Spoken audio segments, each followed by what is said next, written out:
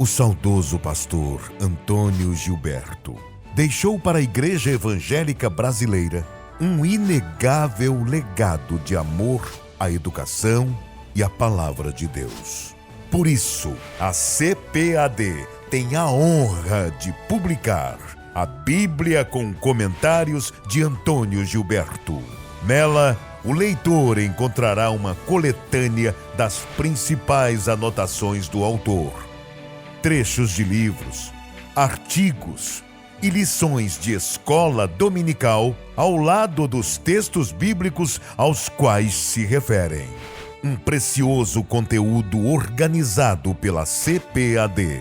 Síntese de cada livro da Bíblia com análise do título, informações do autor, esfera de ação, divisão do livro, sessões com tópicos temáticos, estudos doutrinários, estudos temáticos, comentários e esboços. Tenha acesso a todo esse rico conteúdo. Conte com o auxílio do vasto conhecimento bíblico do pastor Antônio Gilberto para se aprofundar nas Sagradas Escrituras. Adquira em nosso site cpad.com.br. Também à venda em todas as livrarias evangélicas do Brasil. E você ainda pode adquirir por telefone 0800 021 7373. Bíblia com comentários de Antônio Gilberto. O mesmo Jesus que disse ide e pregai, na mesma ocasião disse ide e ensinai. Um produto com a qualidade CPAD.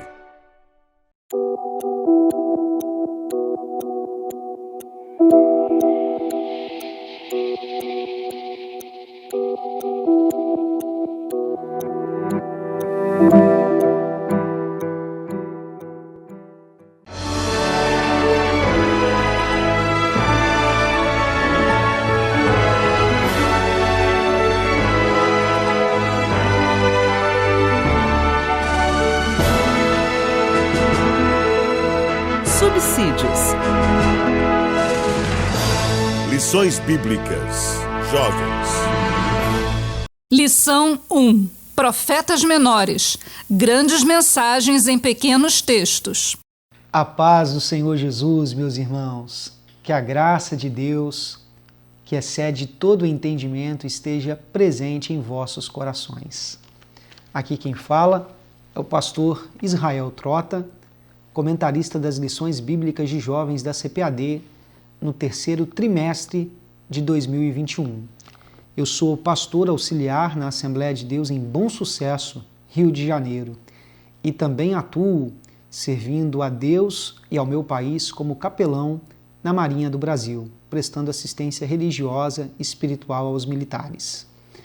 Pela graça de Deus, sou graduado em Teologia e Filosofia e mestre em Teologia Sistemático-Pastoral.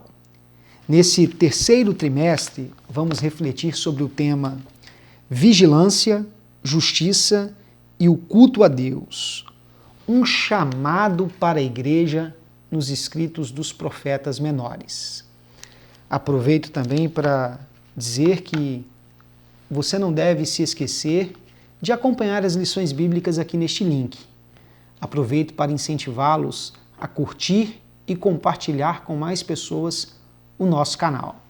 Considerando que nós teremos 13 lições para tratarmos sobre os profetas menores e tendo em vista que são 12 o número dos profetas, a saber, Oséias, Joel, Amós, Obadias, Jonas, Miqueias, Naum, Abacuque, Sofonias, Ageu, Zacarias e Malaquias, nós teremos uma lição da nossa revista para cada profeta, sobrando apenas uma única lição, que é justamente esta primeira, a lição inaugural. Nesta lição nós refletiremos de modo geral sobre as características principais que delinearam o ministério profético destes homens seletos e ungidos por Deus. Sem dúvida alguma, a mensagem dos profetas menores permanece atual. sendo uma poderosa ferramenta de correção, exortação, consolo e despertamento para a igreja contemporânea. Aproveito também para informar que na revista nós disponibilizamos um material elucidativo e especial feito com muito carinho para você. Mas se você desejar um conteúdo um pouco mais abrangente, você também encontra este conteúdo no livro de apoio didático ao professor do trimestre. Este livro e o contato vai aparecer no link aqui embaixo para aqueles que desejarem adquirir. Na lição de hoje, que é também a primeira lição de nossa revista, trataremos sobre o tema Profetas Menores, grandes mensagens em pequenos livros. A nossa lição tem como texto principal o texto bíblico lá na segunda epístola de Pedro, capítulo 1, versículo 19 ao 21. A palavra do Senhor nos diz: E temos muito firme a palavra dos profetas, a qual bem fazeis em estar atentos, como a uma luz que alumia em lugar escuro, até que o dia esclareça, e a estrela da alva apareça em vosso coração. Sabendo primeiramente isto, que nenhuma profecia da Escritura é de particular interpretação, porque a profecia nunca foi produzida por vontade de homem algum, mas os homens santos de Deus falaram inspirados pelo Espírito Santo. O apóstolo Pedro nos assegura que os profetas eles foram conduzidos pelo Espírito Santo. Na introdução da nossa aula, é importante que você, professor, destaque para o seu aluno que grande parte da revelação bíblica no Antigo Testamento foi entregue em forma de profecia. Em sua graça multiforme, Deus se revelou aos seres humanos de muitos modos e métodos diferentes. O escritor de Hebreus, ele vai nos apresentar esta realidade em Hebreus no capítulo 1, no versículo 1. Entre esta variação de abordagens revelatórias, podemos destacar que Deus falou por meio de sonhos, visões, milagres, manifestações teofânicas, voz audível, por meio de sinais da natureza e muitas outras formas. Mas o método principal de contato entre Deus e os seres humanos no Antigo Testamento foi a profecia. É interessante a gente perceber que, de acordo com a nossa classificação ocidental do Antigo Testamento, encontramos 39 livros no Antigo Testamento, sendo que destes 39 livros, 17 são considerados livros proféticos, sendo 5 os profetas maiores e 12 livros os profetas menores. Podemos afirmar, sem sombra de dúvidas, que o sistema profético da Bíblia tem sua origem no próprio Deus. E não se trata de uma ferramenta puramente humana, uma ferramenta de manipulação. Na verdade, a primeira profecia na Bíblia está lá em Gênesis capítulo 3, versículo 15, e foi entregue pelo próprio Deus. Na Bíblia, a profecia surge com Deus, pois o Criador tudo sabe. Foi isso que Jó disse no capítulo 42, no versículo 2. Os profetas, eles foram um poderoso recurso levantado por Deus para despertar o seu povo. Nós veremos que eles se posicionaram como verdadeiros pregadores da justiça, arautos da verdade, defensores de uma espiritualidade enraizada no caráter de Deus, e profetizaram sobre uma gama variável de temas, tratando sobre a justiça social, o culto ao Senhor, a retribuição divina, a importância da família e tantos outros assuntos que serão abordados ao longo da nossa revista neste trimestre. Professor, procure destacar para os seus alunos a riqueza e a variedade dos assuntos teológicos e temas práticos que estão expostos na mensagem dos profetas menores. Os livros são pequenos, mas o conteúdo é um conteúdo abençoador. Nos profetas menores, nós encontramos um cardápio riquíssimo de informações vitais para a nossa prática de fé. Pois bem, No ponto 1 da nossa lição, vamos tratar sobre o ministério profético no Antigo Testamento. É possível perceber que neste ponto ainda não estamos refletindo especificamente sobre os profetas menores, mas abordamos este ofício no Antigo Testamento de modo geral.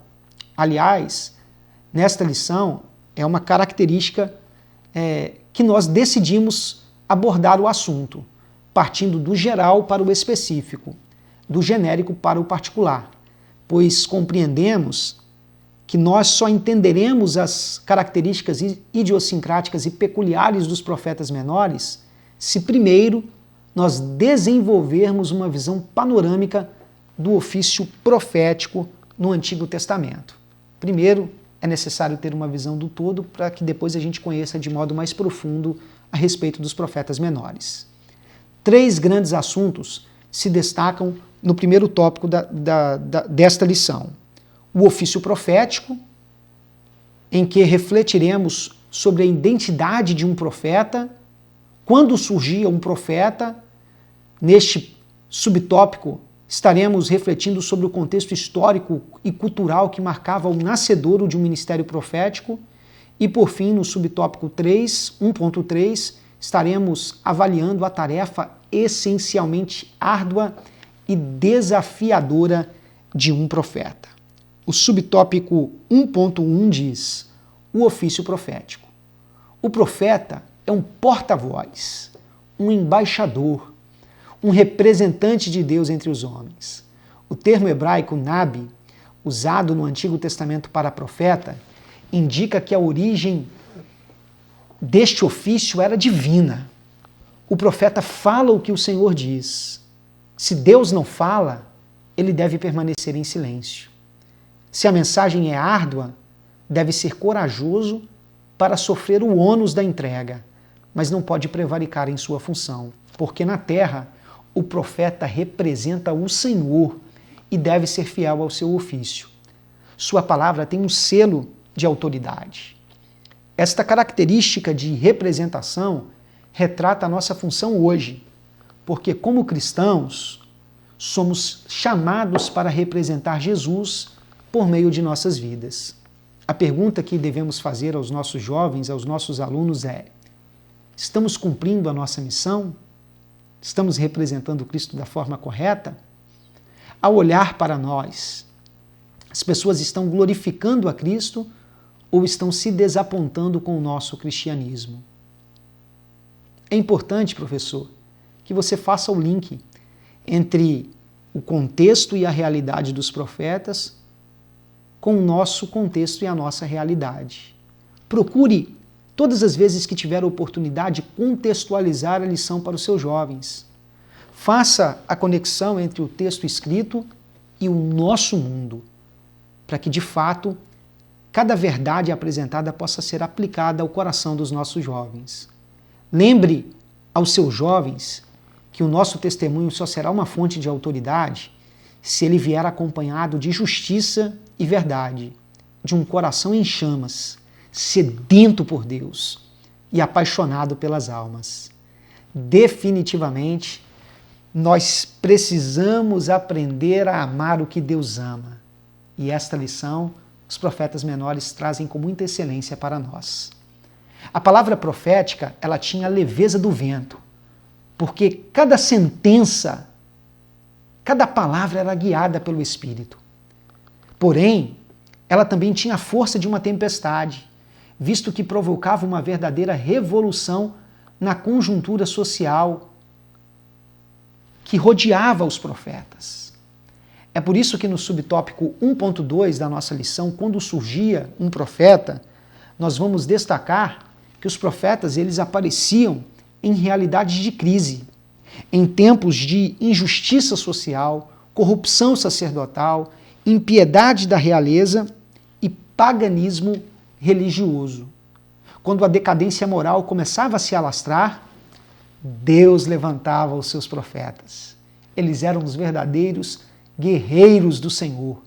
Combatiam a religiosidade aparente, desconexa de uma vida piedosa, exortavam o povo, pregavam o arrependimento. Indubitavelmente, os profetas foram o recurso emergencial de Deus no Antigo Testamento.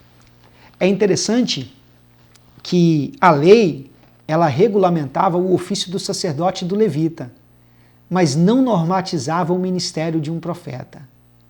O profeta, ele não estava encaixado em regras, ele não estava domesticado em normas. Deus levantava a quem ele queria, quando ele precisava, para falar a quem ele determinava.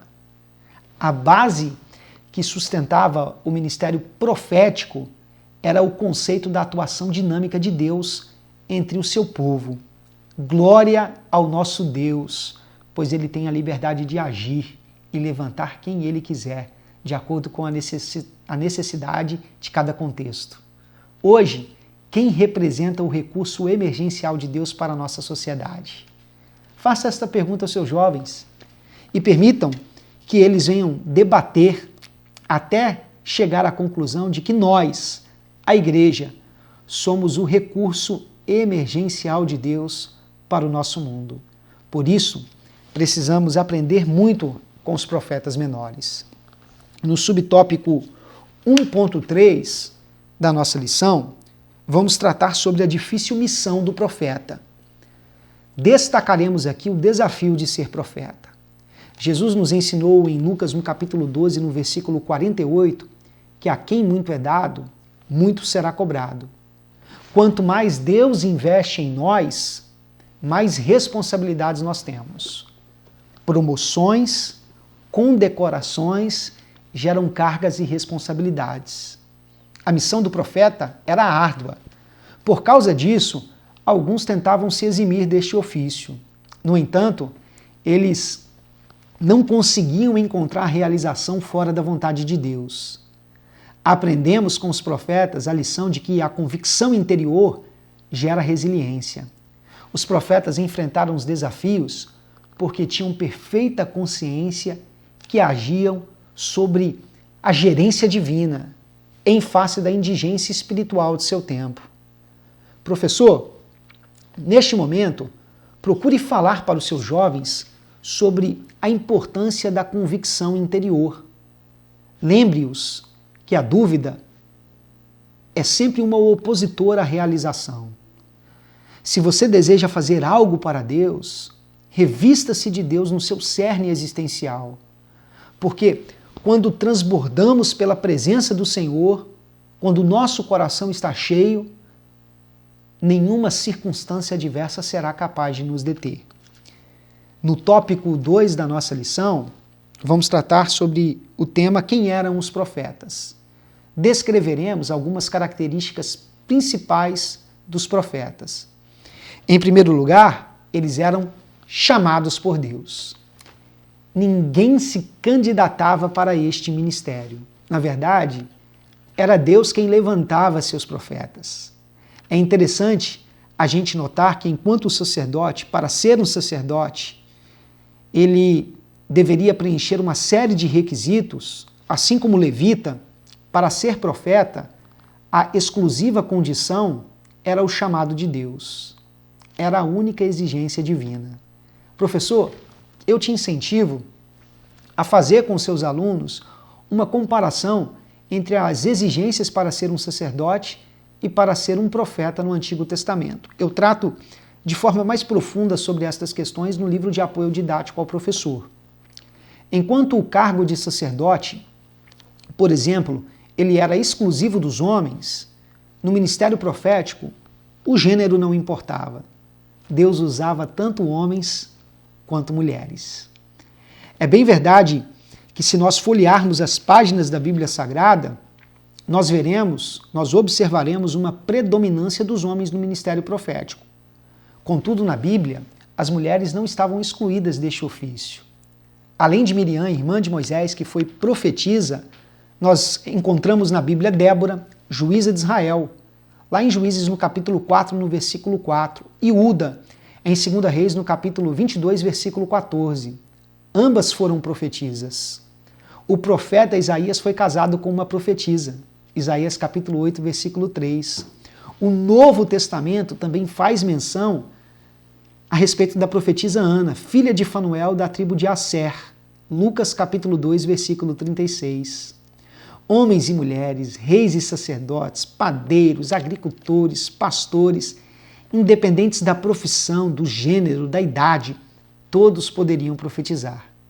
Enquanto era preciso atingir os 30 anos de idade para iniciar oficialmente a função de um sacerdote, uma criança poderia ser profeta. O ministério sacerdotal exigia uma série de requisitos, tais como hereditariedade, porque o sacerdote ele precisava ser da descendência de Arão, gênero, o sacerdote tinha que ser homem, estudo formal, o sacerdote tinha que ter formação no estudo da lei, idade, o sacerdote só poderia começar a exercer o seu ministério a partir dos 30 anos e, por fim, até exigência física, porque o sacerdote não poderia ter nenhum defeito aparente. Mas nenhum destes requisitos se aplicavam aos profetas. A única condição que era indispensável era o chamado de Deus. Profeta era alguém chamado pelo Senhor. No subtópico 2.2, destacaremos que os profetas eles foram também os intérpretes da religião judaica.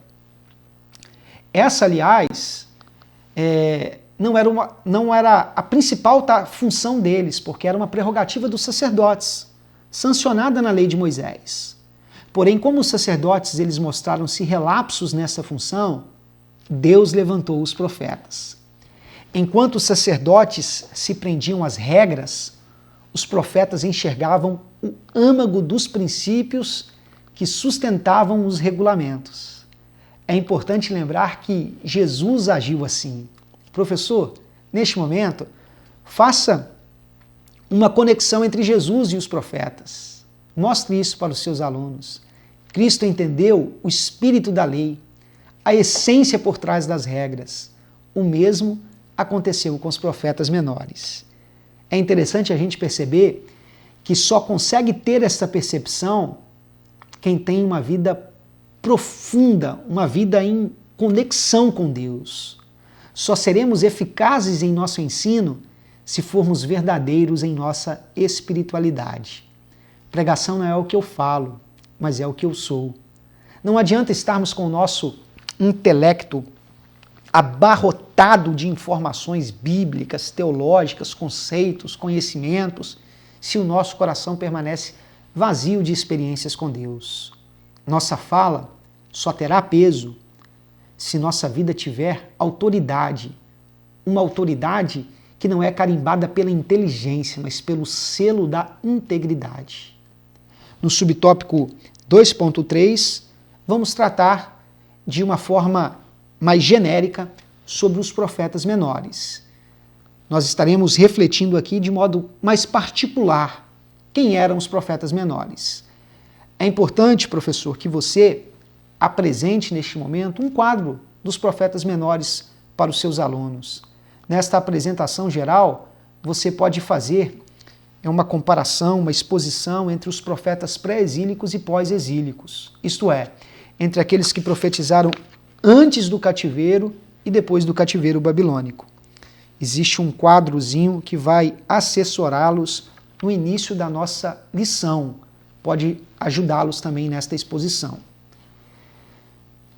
Pois bem, esse conhecimento também é abordado no livro de apoio didático ao professor de um modo mais profundo. Professores, vale a pena destacar para os nossos alunos que os profetas menores eles profetizaram do 8º ao 5º século antes de Cristo. Na Bíblia, esse foi o período de maior intensidade profética. Esta janela cronológica foi marcada por grandes acontecimentos envolvendo a história de Israel. O reino do norte foi destruído neste período, o reino do sul foi submetido ao exílio babilônico. Depois de 70 anos, os judeus retornaram a Jerusalém para reconstruir a vida nacional de um povo repatriado. Neste gráfico cronológico, nesta janela de tempo do 8º ao 5º século antes de Cristo, esse período foi marcado por altos e baixos, grandes crises e decadência espiritual. Sendo assim, a voz profética foi fundamental para trazer esperança ao povo. Quando mais foi preciso, Deus levantou os seus profetas. Glória a Deus. No tópico 3 da nossa lição, vamos falar sobre a mensagem dos profetas. Neste tópico, o nosso foco não está na figura dos profetas, mas na mensagem que eles trouxeram. Esta mensagem tinha 3 características principais: ensinar, denunciar e consolar. Enquanto o sacerdote era um professor habitual, o profeta era um pregador avivalista. O profeta, ele não ocupava um posto institucional. Ele simplesmente surgia, levantado por Deus para reforçar o ensino da palavra do Senhor, reforçar a necessidade de observar a justiça. Neste reforço do ensino, às vezes, o profeta confrontava até mesmo a postura dos sacerdotes. Ele tinha liberdade de atuação porque não tinha conchaves, estava livre, agindo pelo Espírito para exortar sua geração, até mesmo seu rei, até mesmo seus sacerdotes. Naquela época, os sacerdotes, eles se mancomunavam em esquemas políticos e perpetuavam a injustiça entre o povo.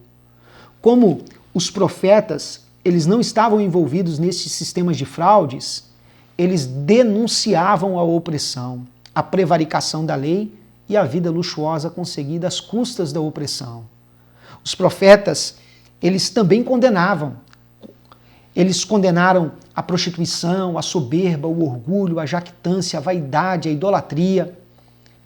Além de confrontar, eles também anunciavam sanções disciplinares de Deus para o seu povo. Denunciavam o pecado e previam o juízo. Todo pecado, ele gera consequências. Não podemos esquecer esta lei bíblica. O ensino dos profetas era sustentado nesta convicção. Os profetas menores previram a destruição do reino do norte e o cativeiro do reino do sul.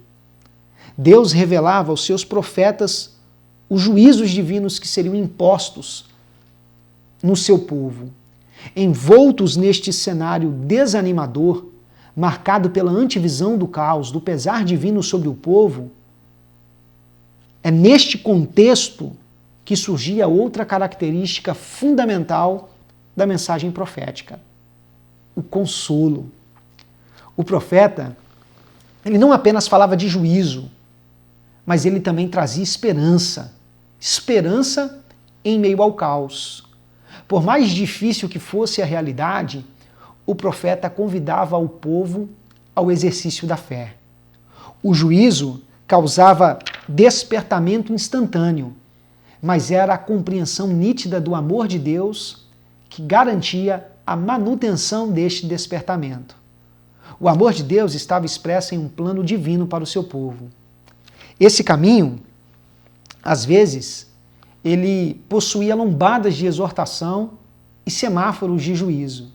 Entretanto, no arremate deste percurso estava a promessa do consolo divino. Às vezes, o caminho para se chegar à excelência passa pelo vale da disciplina. Os profetas entenderam muito bem esta realidade. Eis o nosso grande desafio hoje: confrontar o pecado e, ao mesmo tempo, trazer esperança. Nossa mensagem não pode ser unicamente caótica. Ela precisa projetar esperança no coração humano. Chegamos à conclusão. Na conclusão, professor, relembre aos seus alunos que o profeta, ele era um homem que vivia premido, pressionado entre as convicções internas e as realidades externas. Servir a Deus como profeta não era uma tarefa fácil. E não é fácil hoje, porque o cristianismo verdadeiro é desafiador. Assim como os profetas menores, devemos ser fiéis e corajosos para que possamos cumprir o chamado que Deus nos confiou. Hoje, como igreja, como o recurso emergencial de Deus para o nosso tempo. Termine a lição, professor, destacando para os seus alunos, lembrando a eles que eles são o recurso emergencial de Deus para o nosso mundo, para transformar o nosso mundo, seus amigos, sua família. No entanto, isto só será possível se eles forem fiéis a Deus. Tenho certeza que a revista deste trimestre nos reserva grandes aprendizados. E o meu desejo é que você, professor, aproveite cada informação transmitida, cada palavra, cada ensinamento, cada conceito exposto para inculcar no coração dos seus alunos valores e convicções. Que Deus continue nos abençoando e nos vemos então na próxima aula. CPAD, a editora da Escola Dominical.